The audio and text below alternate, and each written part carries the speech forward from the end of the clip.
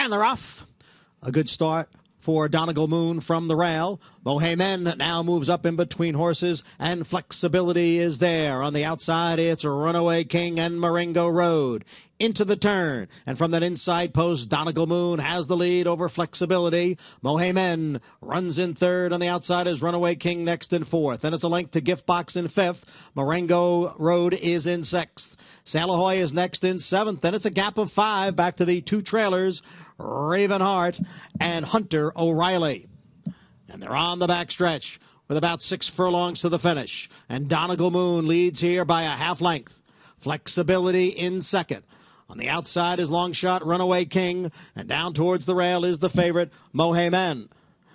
And then comes Gift Box, who's racing in fifth, just 4 lengths off the lead. On the outside is Marengo Road. Then it's Sail Ahoy, and farther back Ravenheart and Hunter O'Reilly. The half was run in 49 seconds.